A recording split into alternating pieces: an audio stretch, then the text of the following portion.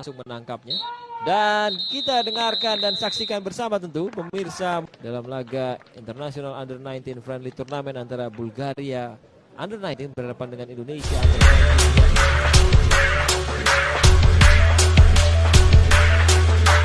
Halo Sobat Defender, ketemu lagi nih di Defender Football Channel. Fakta paling baru dan hangat dari Defender Football kali ini adalah berita-berita terbaru mengenai timnas Indonesia dan pemain-pemainnya.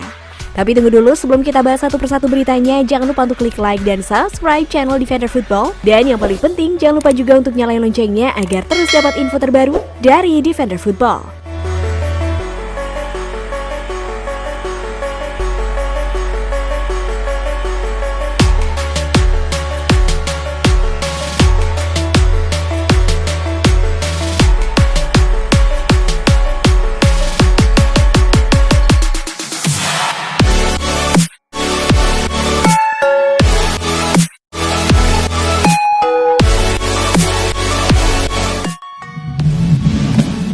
Timnas Indonesia U19 dihajar Bulgaria, ini 3 faktor penyebabnya.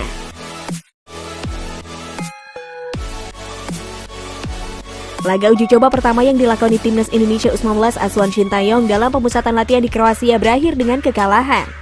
Setelah mampu bertahan dengan baik selama 78 menit lamanya, Timnas Indonesia U19 kehilangan fokus hanya dalam kurun waktu 6 menit saja. Bulgaria U19 berhasil mencetak 3 gol dalam periode tersebut. Sedari awal, Shin Tae-yong memang tidak menjanjikan kemenangan bagi Timnas Indonesia U19. Arsitek asal Korea Selatan itu hanya ingin melihat sejauh mana para pemainnya kuat secara fisik dan stamina. Lantas, mengapa Timnas Indonesia U19 bisa kebobolan 3 gol setelah bermain disiplin di babak pertama?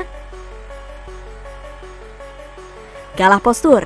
Jelas terlihat bahwa Timnas Indonesia U19 kelabakan tiap kali menghadapi duel udara dengan para pemain Bulgaria U19. Puncaknya terjadi pada 15 menit akhir pertandingan. Memanfaatkan umpan tendangan bebas, Martin Petkov sukses memanfaatkan postur tubuhnya untuk menaduk bola ke gawang Timnas Indonesia U19. Sundulannya terlihat lemah namun telah mampu memperdaya kiper Adi Satrio. Sejak babak pertama, pergerakan Petkov memang kerap merepotkan lini pertahanan Timnas Indonesia U19. Tahu menjadi target man di lini depan, penyerang berusia 18 tahun tersebut dengan cerdik menyelinap dari penjagaan pemain Garuda Muda. Konsentrasi buyar. Timnas Indonesia U19 seolah hilang konsentrasi usai kebobolan gol pertama. Berdiri bebas di luar kotak penalti, Stanislav Shopov mampu menggandakan keunggulan Bulgaria U19 menjadi 2-0 pada menit ke-83. Sepintas, sepakan Shopov berbau spekulasi dan tidak begitu keras. Namun Adi Satrio kurang cekatan dalam membaca arah bola sehingga gawangnya kembali bergetar. Rizky Ridho dan kawan-kawan kembali kecolongan oleh Petkov. Pemain Levski Sofia itu mampu mencari posisi yang pas di kotak penalti untuk menyambut umpan rekannya dengan sontekan yang terukur. Adi Satrio gagal menghalau bola karena pandangannya terhalang sejumlah pemain di kotak penalti Timnas Indonesia U19. 3 gol Bulgaria U19 dibuat dalam kurun waktu 6 menit dan terjadi pada 12 menit akhir pertandingan. Bermain monoton. Permainan Timnas Indonesia U19 cenderung monoton sepanjang laga. Padahal performa Bulgaria U19 pun tidak begitu spesial. Shin Tae-yong memakai formasi 4-4-2, pakem yang mulai ditinggalkan di sepak bola Indonesia dengan berspekulasi terhadap susunan pemainnya. Pelatih asal Korea Selatan itu mencadangkan sejumlah pemain langganan Timnas Indonesia U19, semisal Bagas Kava, Beckham Putra, dan Muhammad Supriyadi. Praktis, Garuda Muda hanya mengandalkan Witan Sulaiman sebagai motor serangan.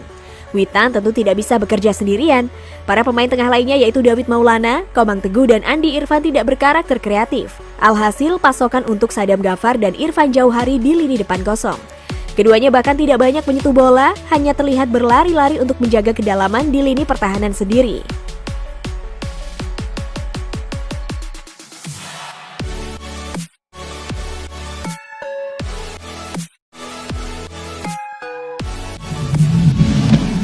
Shin Tae-yong apresiasi pemain Timnas U19 Indonesia meski kalah telak.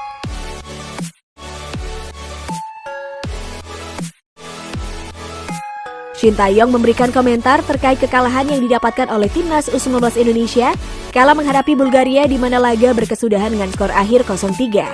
Walaupun kalah dengan skor cukup telak, Shin Tae-yong memaklumi hasil yang didapat oleh para pemain Timnas U19 Indonesia. Menurutnya hal tersebut wajar karena para pemain Timnas U19 Indonesia sudah diterpa latihan yang cukup berat.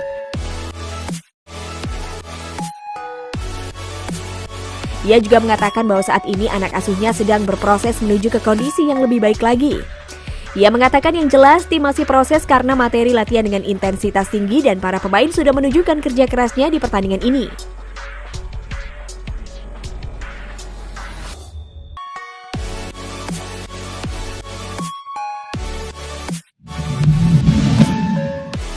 Minim peluang duel timnas U19 versus Bulgaria tanpa gol di babak pertama. Timnas Indonesia U19 menjalani uji coba internasional yang masuk dalam rangkaian training camp di Kroasia. Lawan pertama yang dihadapi tim asuhan manajer pelatih Shin Tae-yong adalah Bulgaria U19. Berlangsung di Stadion Igralice NK Polet, Sveti Namuri, Kroasia pada Sabtu 5 September 2020, timnas U19 menggunakan kostum putih hijau. Di awal, pemain Bulgaria lebih banyak melakukan serangan. Terlihat Bulgaria tampil tenang dan mampu mendominasi bola. Mereka memaksa Witan Sulaiman CS lebih banyak bertahan di 15 menit pertama. Indonesia coba mengancam di menit ke-18 lewat situasi tendangan bebas. Sayang, peluang tersebut mampu dipatahkan barisan pertahanan Bulgaria. Hingga menit ke-30, Indonesia masih sulit keluar dari tekanan Bulgaria. Beruntung, penyelesaian akhir yang buruk dalam solidnya lini pertahanan tim Merah Putih membuat gawang Muhammad Adi Satrio masih aman. 2 menit jelang waktu normal babak pertama berakhir, Bulgaria mendapatkan peluang emas yang hampir saja berbuah gol. Stanislav Sopov melepaskan tendangan keras dari luar kotak penalti yang masih bisa dihalau Adi Satrio.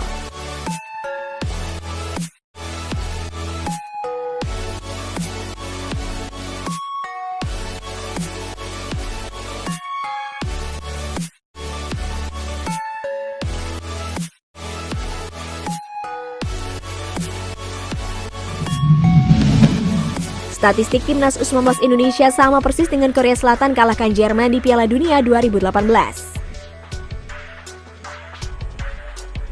Timnas U19 Indonesia besutan Shin Tae-yong kalah telak 0-3 dari Bulgaria dalam laga uji coba di Kroasia pada Sabtu 5 September 2020. Didominasi Bulgaria sepanjang pertandingan, timnas U19 Indonesia hanya mencatatkan penguasaan bola 30% berbanding 70% milik lawan.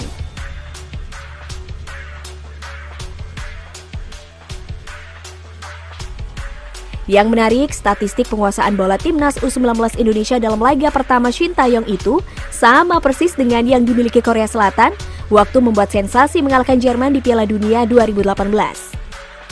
Namun, Korea Selatan mengeksekusi permainan dengan lebih baik daripada timnas U19 Indonesia. Dengan ball possession hanya 30%, Korea akhirnya Jerman kolaps sendiri di injury time dengan Kim Yong-gwon di menit ke-90+3 dan Son Heung-min di menit ke-90+6 mampu mencetak 2 gol. Timnas U19 Indonesia sayangnya tak bisa meniru apa yang dilakukan Korea Selatan di tengah gelombang tekanan Bulgaria.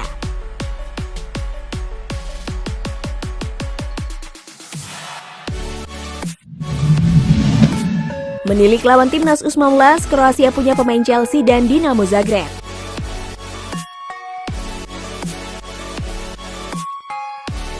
Timnas Indonesia U19 di bawah besutan pelatih Shin Tae-yong berpartisipasi dalam International U19 Friendly Tournament 2020.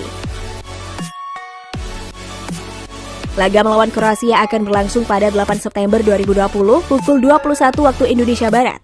Melansir laman resmi Federasi Sepak Bola Kroasia, mereka memiliki pemain yang cukup komplit dan berkualitas. Dari 23 pemain Kroasia, 1 diantaranya merupakan salah satu punggawa Chelsea U23. Dia adalah kiper Carlo Ziger. Dia belum mendapatkan kesempatan bermain dalam laga pembuka International U19 Friendly Tournament 2020 antara Kroasia menjamu Bulgaria 2 September lalu.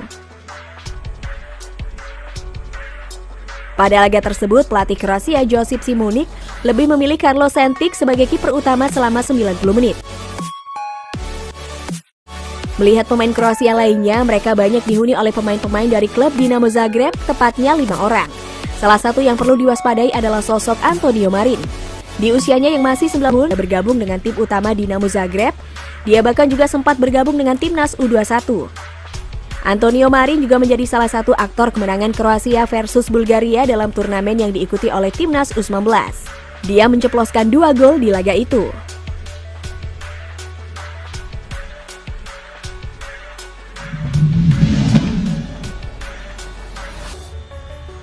Baiklah, sampai di sini ya Sobat Event, dan jangan lupa untuk berikan komentarmu tentang berita-berita terbaru mengenai Timnas Indonesia dan para pemainnya. Oke deh, sampai ketemu lagi di video-video berikutnya. Dah!